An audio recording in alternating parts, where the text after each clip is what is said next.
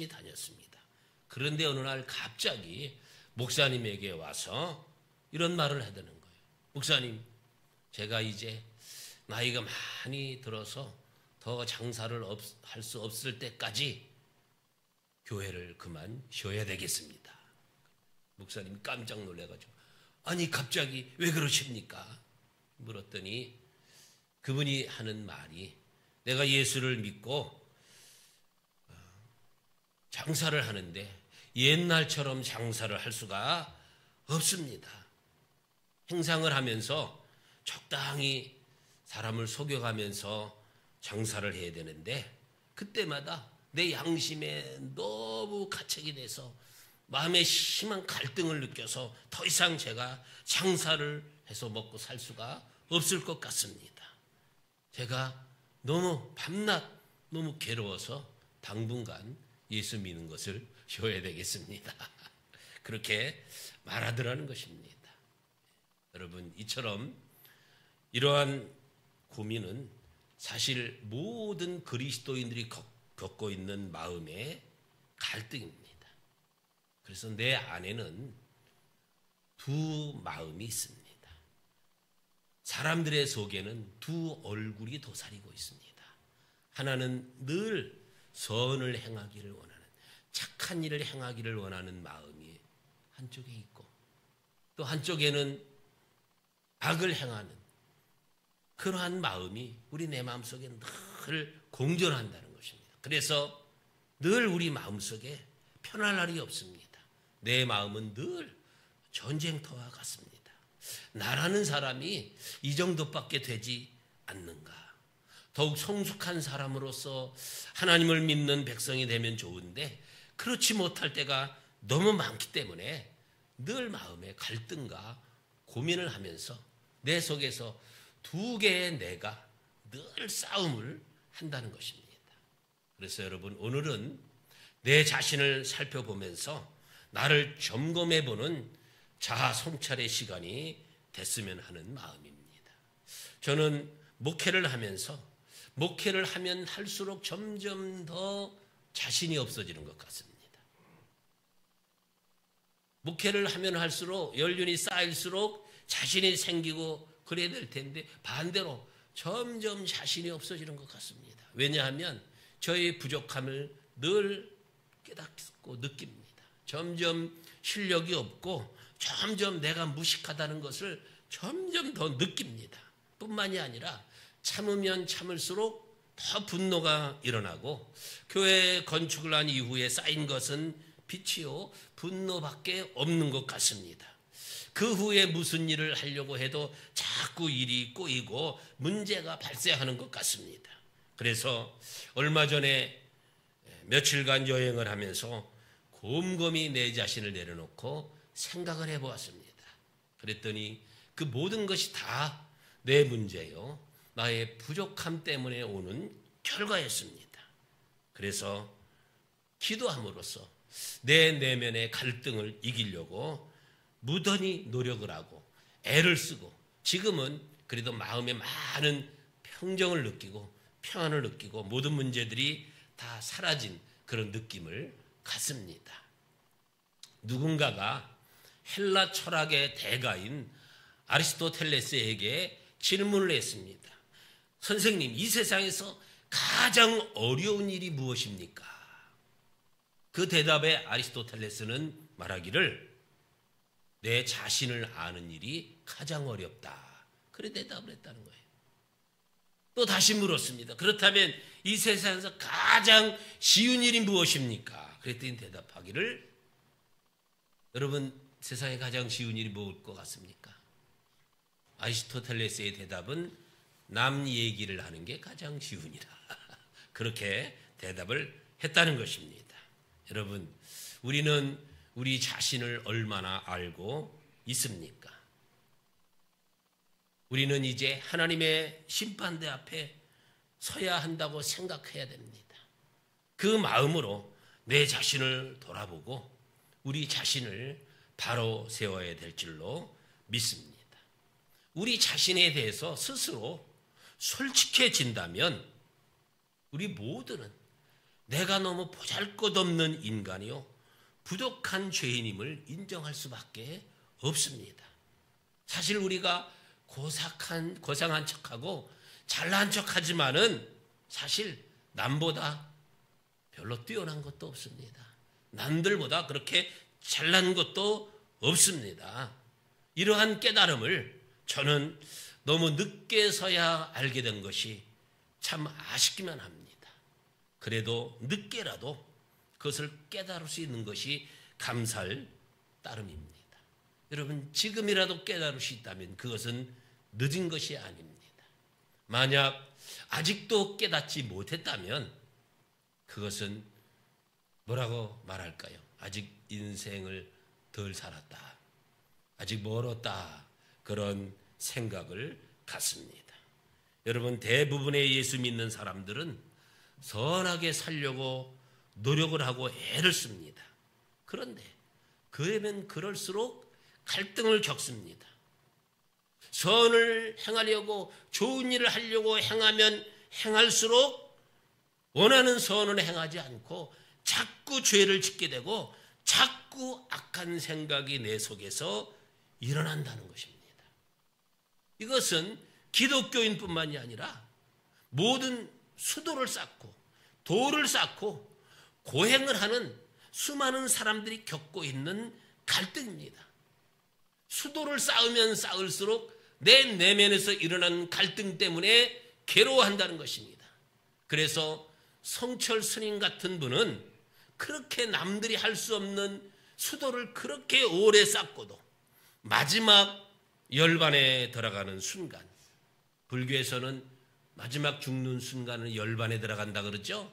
그 열반의 순간에 그는 그렇게 도를 많이 쌓는데도 불구하고 내 죄가 저 수미산보다 더 크다. 불교에서 말하는 그 수미산보다 내 죄가 더 크다. 그렇게 하고 생을 마감했습니다. 저는 그분이 정말 솔직한 분이기 때문에 그런 말을 하고 생을 마쳤다고 생각합니다. 그러나 대부분의 사람들은 그냥 자신을 속이고 자기가 거룩한 성자인 것처럼 하고 그렇게 죽습니다. 그것이 현실입니다. 영국의 작가인 스티븐슨이라는 사람이 쓴 소설이 있습니다. 한 동네에 아주 훌륭한 의사 선생님이 계셨습니다. 그 사람은 아주 유명한 치킬 박사였습니다. 그는 동네 사람들에게 너무 존경을 받고 인정을 받고 그의 사랑과 그의 동정심과 인자하심과 많은 사람에게 선을 베풀고 고아와 과부들을 돌보는 사회에 많은 공헌을 하는 정말 훌륭한 성자와 같은 선생이었습니다. 그런데 그 동네에 문제가 생겼습니다. 밤이면 하이드라고 하는 아주 흉악범이 설치고 다녔습니다. 강간과 살인과 방화 온갖 강도짓을 했습니다. 그래서 온 동네가 하루도 밤이 되면 평안할 날이 없었습니다. 그래서 동네 사람들이 모여서 회의를 하고 결심을 했습니다. 우리가 동네를 지키기 위해서 스스로 자위대를 결성을 해서 이 하이드라고 하는 흉악범을 잡자. 그렇게 하고 밤마다 순찰을 돌았습니다. 어느 날 경찰의 총성 소리가 빵 하고 나더니 하이드를 잡았다고 하는 외침이 들렸습니다. 동네 사람들은 그 하이드를 잡았다는 소리에 그를 구경하기 위해서 모여들었습니다. 그의 가면을 쫙 벗기니까 깜짝 놀랐습니다. 그가 바로 그렇게 모든 사람들이 존경하던 치킬 박사였습니다. 낮에는 가장 선한 치킬 박사로 활동을 하고 밤에는 흉악범 하이드로 변모했습니다. 그래서 우리가 이 소설이 그렇게 유명한 치킬 박사와 하이드라는 아주 유명한 소설이죠. 이 소설에서 스티븐슨 이 작가는 인간의 내면을 그대로 표현한 거예요. 인간의 실상, 인간의 이중성의 모습을 그대로 보여주고 있습니다. 여러분, 우리가 밖으로 보기에는 한없이 선하고 착한 사람 같지만 속에는 나도 모르는 흉악한 죄악이 하이드처럼 숨어 있다는 것입니다. 이것이 모든 사람들의 이중성이고 이중성을 가진 인간의 위선적인 모습입니다. 지킬 박사가 있으면 선을 행합니다. 그러나 악한 하이드가 작동을 하면 흉악범이 됩니다. 얼마 전에 20대의 아가씨 정유정인가? 똑바로 해도 정유정, 거꾸로 해도 정유정. 살인을 한번 해보고 싶었다는 거예요. 그래서 고등학생으로 싹 변장을 해서 자기 개인 교습을 가장을 해가지고 선생을 끌어들여서 살인을 해서 토막을 내가지고 유기를 했어. 20세에 철만하죠. 집에서 혼자 집에서 게임만 하고 컴퓨터만 하고 은둔 생활하다가 사람을 죽이고 싶은 그러한 욕망이 끌어올랐어요. 여러분, 요즘 우리 청년들, 은둔 생활하는 청년들이 30만이 넘습니다. 우리나라에. 참 문제입니다. 사회적인 문제입니다. 그들을 밖으로 끌어내야 됩니다. 혼자 앉아서 사람 죽이는 게임만 하고 컴퓨터만 하고 그러다 보니까 이 속에서 이 살인의 충동이 느껴지는 거예요. 미국에서도 맨날 총 쏘고 전쟁하고 그런 게임만 하다 보니까 막 총기 사고가 얼마나 무섭게 나고 있습니까? 그것이 인간의 실제적인 모습이라는 것입니다. 그래서 저는 인간의 실존을 알기 때문에 저는 목사라고 해서 저는 이 거룩한 척하고 내가 근엄한 척하고 권위를 내세우는 것은 저는 안 하려고 합니다. 저는 체질적으로 그것이 맞지도 않습니다.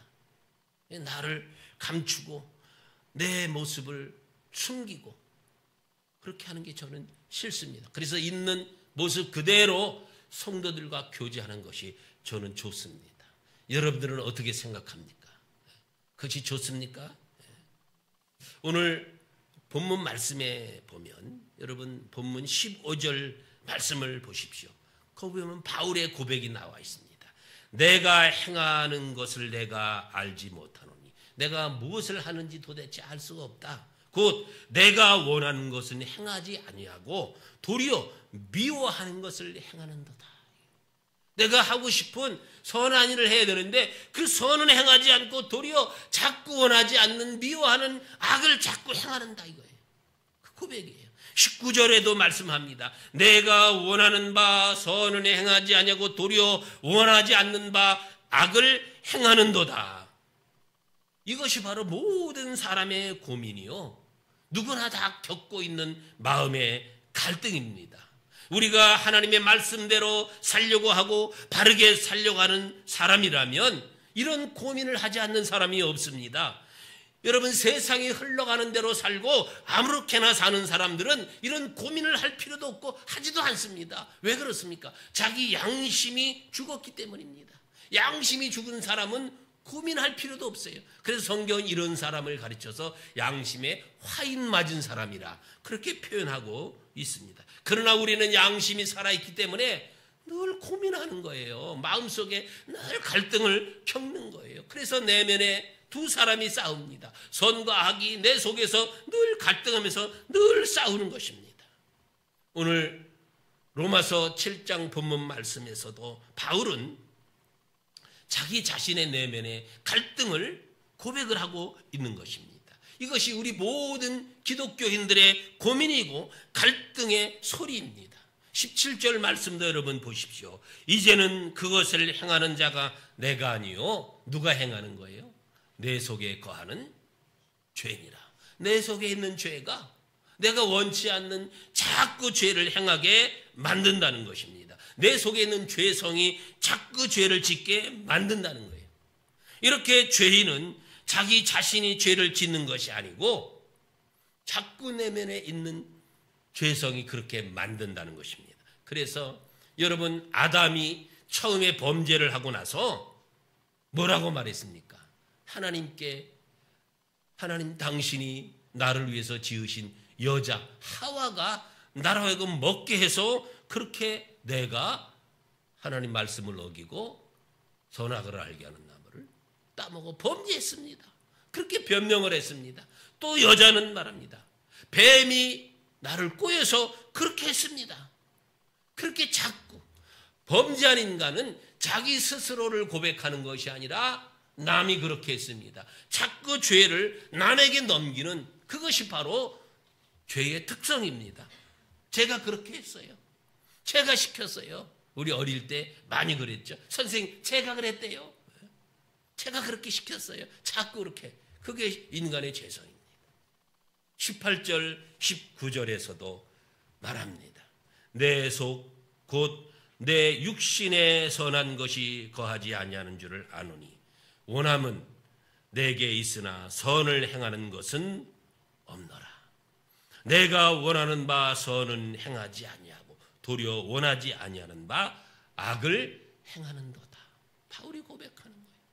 내가 원하는 선은 하지 않고 자꾸 원하지 않는 악을 자꾸 내가 행한다. 너무 그것 때문에 괴로워하니까 오늘 23절 24절에서 이 고뇌와 갈등의 신음소리를 바울은 토해내고 있습니다. 뭐라고 바울이 고백합니까? 내 지체 속에 한 다른 법이 내 마음의 법과 싸워 내 지체 속에 있는 죄의 법으로 나를 사로잡는 것을 보는도다. 내 속에 두 가지의 법이 자꾸 나를 싸우는 거예요. 하나는 마음의 선한 법이, 하나는 죄의 법이 나를 사로잡아서 자꾸 나를 싸우게 만든다는 거예요. 그래서 바울이 고백합니다. 오호라 나는 곤고한 사람이로다. 이 사망의 몸에서 누가 나를 건져내랴. 여러분 사도 바울같이 이 위대한 사람이 이러한 마음의 고민과 갈등을 겪었다면 부족한 우리들은 오죽하겠습니까? 우리는 말해 무엇하겠습니까? 그래서 바울이 그는 지금까지 그러한 고백을 한 적이 한 번도 없습니다. 이러한 신음을 한 적이 없습니다. 그런데 이 로마서 7장에서 그는 괴로움으로 그의 몸부림을 치고 있는 것입니다. 이 바울의 이 몸부림, 이 바울의 괴로움을 고대 교부였던 아우구스티누스라 그러죠. 이 성 어거스틴은 이 로마서 7장에 이 바울의 말씀을 해석하면서 이것은 바울이 거듭나기 전에 고백한 내용일 것이다 라고 해석을 했습니다. 그러나 그는 생각을 바꿔서 이것은 거듭난 중생한 모든 그리스도인들의 내면의 투쟁으로 보았습니다. 신앙의 연륜이 더해 갈수록 하나님 앞에서 온전하지 못한 자신을 발견하면서 사도 바울과 같이 고민을 하게 되었다는 것입니다. 그것이 자기 자신의 경험이었다는 것입니다. 우리도 마찬가지입니다. 우리도 경험상으로 똑같은 그런 고백을 하지 않을 수가 없는 것입니다. 내가 예수 믿고 거듭났지만 그럼에도 불구하고 내 속에서 끊임없이 내면의 갈등으로 고민하는 것이 우리 인간의 모습입니다. 우리의 실제적인 모습입니다. 그래서 우리는 지금 신앙의 연륜을 더해가면 갈수록 영혼의 깊은 내면을 들여다보게 되는 것입니다. 종교 개혁자들은 서로 많은 토론을 했습니다. 사람이 구원받는 것이 선을 행함으로 구원받는 것이냐 아니면 하나님의 은혜로 구원받는 것이냐. 그들은 모여서 매일 토론하고 또 토론했습니다. 그리고 내린 결론은 그래도 우리가 구원받는 것은 하나님의 은혜로 구원을 받는 것이라는 결론을 내렸습니다. 우리가 고민하는 이 문제를 가지고 그들은 더 많은 고민을 했습니다. 그리고 내린 결론이 우리가 아무리 바른 일을 행하는 것 같아도 결국은 우리는 연약한 인간일 수밖에 없다는 거예요. 우리는 죄를 지을 수밖에 없는 인간이라는 것입니다. 그래서 하나님의 은혜가 없이는 우리가 구원을 받을 수 없다는 것이, 오직 하나님의 은혜로 말미암아 구원을 받는다는 것이 종교 개혁자들의 결론이었습니다. 그리고 우리도 그 결론에 동감을 하지 않을 수가 없는 것입니다. 여러분도 그러시죠? 우리도 그 말에 공감을 할 수밖에 없는 것입니다. 여러분, 우리는 은혜가 아니면 감격도 없고 눈물도 없습니다. 여러분, 하늘나라는 감격과 눈물로 돌아가는 나라인 것입니다. 그래서 주님의 은혜가 얼마나 감사한지 이런 말할 수가 없는 것입니다. 매일의 만남이라는 데일리 미팅이라는 그 책에 로빈슨 목사님의 간증이 있습니다. 그분의 간증에 의하면 1949년 전쟁이 끝나고 이 목사님의 가족은 할머니의 병으로 인해서 깊은 근심에 빠지게 됐다는 것입니다. 왜냐하면 이 할머니가 피가 부족한데 피를 수혈을 받아야 되는데 이 할머니의 피가 RH-AB형이었습니다. 피를 아무리 구하려도 피를 구할 수가 없었습니다. 피만 구하면 이 할머니가 살아날 수 있는데 피가 없어서 이 할머니는 죽어갈 수밖에 없었습니다. 그래서 온 가족은 슬픔에 빠져 있었습니다. 그의 아버지가 병원에서 하루는 집으로 가서 옷을 갈아입기 위해서 차를 타고 집으로 나섰습니다. 그런데 집으로 가는 중에 한 군인이 길가에서 차를 태워달라고 손을 흔들었습니다. 할머니 일 때문에 마음이 너무 상해했던 이의 아버님은 그냥 지나칠까 생각하다가 태워라라고 하는 음성이 들린 것 같아서 차를 세우고 그 군인을 태웠습니다. 그런데 군인을 태우고도 이 아버님은 아무 말도 못하고 계속 눈물을 흘리며 운전을 하고 계속 집으로 갔습니다. 그러니까 옆에 있던 군인이 쳐다보며 왜 그렇게 계속 울고 계십니까? 그러니까 대답을 해줬습니다. 어머니가 지금 병에 걸려서 병원에 있는데 죽어가고 계십니다.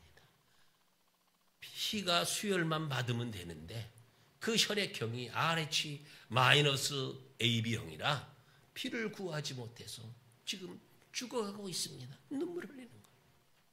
그러니까 그 군인이 씩 웃더니 자기의 신분증을 내보였어요. 신분증을 내보니까 그 신분증에 그 군인의 피가 RH-AB형이라고 딱 써 있어요. 그러면서 빨리 나를 데리고 차를 돌려서 그 병원으로 데려가십시오. 집으로 가다가 옷도 갈아입지 못하고 그냥 차를 돌려서 병원으로 갔습니다. 그리고 수혈을 받아서 그 어머니가 살아났어요. 그런데 그 목사님들의 가족은 그 군인이 누구인지 아무도 알지 못했습니다. 진짜 군인인지, 군인의 이름이 누구인지, 군복을 입은 천사인지 아무도 몰랐다는 것입니다. 여러분, 이 땅의 모든 아담의 후손으로 태어난 인간은 죽을 수밖에 없는 악하고 더러운 피를 받고 태어났습니다. 그래서 히브리서 9장 22절 말씀에 율법을 따라 거의 모든 물건이 피로써 정결하게 되나니 피 흘림이 없은즉 사함이 없느니라고 했습니다. 하나님 앞에서 죄값을 치러야 죄 사함을 받을 수 있습니다. 하나님은 아무 대가도 없이 그냥 우리를 구원해 주는 것이 아니라 아들 예수님의 피 흘림으로 말미암아 그 예수님을 대신 피 흘려 죽게 함으로 말미암아 그 죄값으로 우리를 살려 주었습니다. 우리를 구원해 주었습니다. 요한복음 6장 53절 말씀에 예수께서 이르시되 내가 진실로 진실로 너희에게 이르노니 인자의 살을 먹지 아니하고 인자의 피를 마시지 아니하면 너희 속에 생명이 없느니라. 내 살을 먹고 내 피를 마시는 자는 영생을 가졌고 마지막 날에 내가 그를 다시 살리리라. 주님이 분명히 말씀하셨습니다. 여러분, 우리 주님이 흘리신 피는 예수님의 생명입니다. 우리 주님은 우리를 위하여 피와 물을 다 쏟으셨습니다. 생명을 구원하려고, 우리의 생명을 구원하려고 주님의 생명을 내어주셨습니다. 생명이 생명을 낳은 것입니다. 사랑이 한 생명을 구원할 수 있는 것입니다. 우리 기독교회는 피의 복음을 가지고 있습니다. 하나님의 아들 우리 주 예수님이 십자가의 죽음으로 새 언약의 중보가 되어주셨습니다. 예수님이 그 피를 흘리심으로 우리는 하나님과 새 언약 안에 들어가게 되었습니다. 십자가에서 그 피를 흘리시고 죽으신 예수님만이 우리를 구원하여 주십니다. 우리의 더럽고 추악한 죄는 예수님의 보혈로만이 깨끗이 씻을 수가 있습니다. 믿으시기를 바랍니다. 오늘도 예수님의 보혈로 구원받으신 감격을 안고 여러분 살아가시기를 바랍니다. 예수님을 믿고 즉시 내 자신이 천사처럼 되었으면 좋겠는데 여전히 예수를 믿고 나도 우리는 부족한 죄인입니다. 내 부족함을 고백하게 됩니다. 겉으로는 대단한 사람같이 보이지만 여전히 우리는 죄 아래 끌려가고 있고 죄의 종로로 타고 있습니다. 그래서 바울이 고백한 거예요. 오라 나는 곤고한 사람이로다. 이 사망의 몸에서 누가 나를 건져내랴. 이러한 고백은 바울의 고백만이 아니라 바로 나의 고백이고 우리 모두의 이야기입니다. 우리는 한없이 부족합니다. 그래서 우리는 내 속에서 끊임없이 싸움을 합니다. 내 안에서 끊임없는 내면의 전쟁이 끊임없이 일어나고 있는 것입니다. 미국의 유명한 마라톤 선수 프랭크 쇼터라고 하는 선수가 있습니다. 이 쇼터는 예일대 엘리트 출신입니다. 그가 1972년에 뮌헨 올림픽에 출전을 하니까 사람들이 공부는 안 하던 엘리트가 뭘 운동 선수가 돼서 올림픽에 나간다고 그를 막 비난했습니다. 하지만 그는 올림픽에 나가서 1000m에서 5등을 했습니다. 5위를 했습니다. 그리고 또다시 그 올림픽에서 올림픽의 꽃이라고 하는 마라톤에 출전해서 마침내 금메달을 땄어요. 1000m에서 5등을 했고 마라톤에서는 금메달을 땄습니다. 그리고 1976년도로 캐나다 몬트리올 올림픽에서는 마라톤에서 은메달을 땄습니다. 그는 84년도에 미국 올림픽 명예전당에 헌액을 했다고 합니다. 훌륭한 미국의 유명한 마라톤 선수였습니다. 그런데 이 사람이 마라톤에 대해서 이렇게 말을 했습니다. 마라톤이란 32km를 달리고 나머지 10km는 자기 자신과의 싸움이다. 그런 말을 했습니다. 일상적인 운동을 하는 사람은 32km를 달릴 수 있지만 10km를 더 뛰고자 한다면 그는 자기 자신과 철저히 싸우지 않으면 안 된다. 그런 말을 했다. 마지막 마라톤에서 10km는 철저히 자기 자신과 싸워야만 완주할 수 있다는 것입니다. 그런데 여러분, 모든 사람은, 우리도 마찬가지입니다. 모든 사람은 마라톤보다 더 먼 인생이라는 달리기를 끊임없이 하고 있습니다. 우리는 이 인생의 경주에서, 인생이라는 마라톤에서 우리는 끊임없이 내 자신과 싸워야 합니다. 여러분, 끊임없는 이 내 자신과의 싸움에서 승리할 수 있기를 바랍니다. 주님의 은혜로, 주님의 도우심으로 여러분 승리해서 영광스러운 구원의 영광에 이를 수 있기를 바랍니다. 그래서 바울은 마지막으로 고백합니다. 25절을 보시기 바랍니다. 25절에 그는 고백하기를 우리 주 예수 그리스도로 말미암아 하나님께 감사하리로다. 여러분, 우리는 주님의 은혜로 구원을 받았습니다. 나는 부족하고 나는 죄인이지만 주님이 은혜로 우리를 살려주시고 주님의 은혜로 우리를 구원해 주었습니다. 그러므로 우리는 십자가의 예수님을 바라보고 예수님께 감사하면서 나아가시기를 주님의 이름으로 부탁을 드립니다. 우리는 예수님의 은혜로 구원을 받았으므로 더욱 겸손히 주님만 바라보고 주님을 믿는 믿음으로 주님을 섬기는 믿음의 삶을 살아야 되겠습니다. 지금도 여전히 부족하지만 하나님의 영광을 바라보면서 우리의 달려갈 길을 달려가고 우리의 모든 것을 내어놓고 헌신하면서 주님 앞에 더 가까이 나가고 주님을 닮아가려고 힘쓰는 우리 모두가 될 수 있기를 주님의 이름으로 부탁을 드립니다. 하나님 아버지, 우리는 여전히 부족하고 여전히 허물 많은 죄인입니다. 그러나 주님의 십자가의 은혜로 말미암아 우리의 죄를 다 사해 주시고 구원해 주시니 감사를 드립니다. 그 주님의 은혜가 없이는 우리는 구원을 받을 수 없는 존재요, 하나님의 나라의 백성이 될 수도 없고 하나님의 자녀가 될 수 없는 존재임을 믿습니다. 그러니 주님의 은혜에 감사하지 않을 수가 없습니다.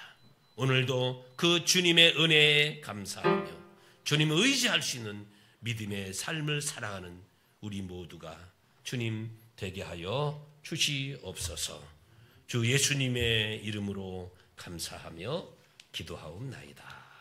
아멘. 찬송가